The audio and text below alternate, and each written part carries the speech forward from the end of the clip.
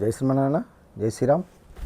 శ్రీమద్ భగవద్గీత రాజవిద్య రాజగుహ్య యోగం.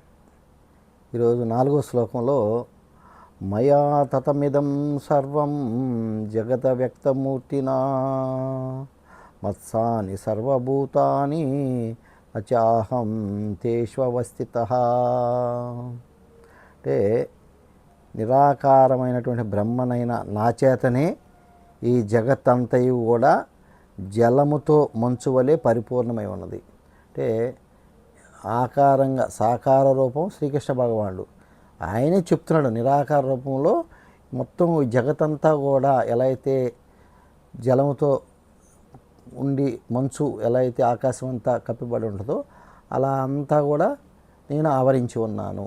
ఇప్పుడు ఆకాశము లోపల మంచు ఉంది, మరి ఆకాశం పాడవుతుందా? లేదు, మంచు కరిగిపోతుంది. అలాగే ఆకాశం శాశ్వతం, మంచు అనేది తొలగిపోతుంది. అది అలాగే ఇప్పుడు ఎవరిలో ఎవరున్నట్టు? ఆకాశం లోపల జలంతో కూడి మంచు ఆవరించినట్టు. కాబట్టి మంచులో ఆకాశం లేదు కదా. అలాగే ఇప్పుడు ఏం చెప్తున్నాడు ఆయన? ప్రాణులన్నీ నా సంకల్పము ఆధారముగానే కలిగి నాయందే అంతర్గతములై ఉన్నాయి, కానీ నేను వాటి యందు స్థితుడు కాను, వాటి యందు నేను లేను అని చెప్తున్నాడు. కాబట్టి అన్నీ నా యందే ఉండయి, కానీ వాటి యందు లేను. ఇంకొక ఉదాహరణ చెప్పుకోవాలంటే మనకి ఇప్పుడు మనం స్వప్నం ఉంది, స్వప్నానికి ముందు మనం ఉన్నాం.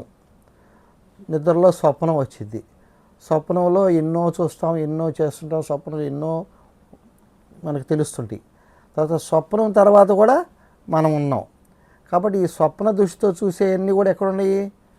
అవన్నీ కూడా మన లోపలే ఉన్నాయి, కానీ వాటిలో మనం లేవు, వాటిలో మనం లేవు. కాకపోతే మనలో అవి ఉన్నాయి. అదేవిధంగా శ్రీకృష్ణ భగవానుడు ఏం చెప్తున్నా అంటే యొక్క మొత్తం కూడా సర్వము తానై ఉన్నాను, కానీ నేను వేటిల్లో కూడా లేను. అవి నాలోనే ఉండి కానీ నేను వాటిలో లేను అని ఇక్కడ తెలియజేస్తుంది. ఎందుకంటే ఇవన్నీ కూడా ఆయన గుణాతీతుడు, ఏ గుణాలకు దొరకనివాడు, ఏ కర్మకి దొరకనివాడు.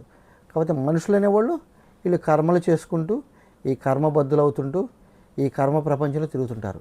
ఆయన వీటికి కూడా ఆయనకి ఎటువంటి సంబంధం లేదు, అన్నీ నా మీద ఆధారపడ్డాయి, నేను వేటి మీద ఆధారపడలేదు అని ఇక్కడ శ్రీకృష్ణ భగవానుడు అర్జునుడికి ఈ శ్లోకం ద్వారా ఆత్మతత్వాన్ని, తన యొక్క రూపాన్ని, నిరాకార రూపాన్ని తెలియజేస్తున్నారు.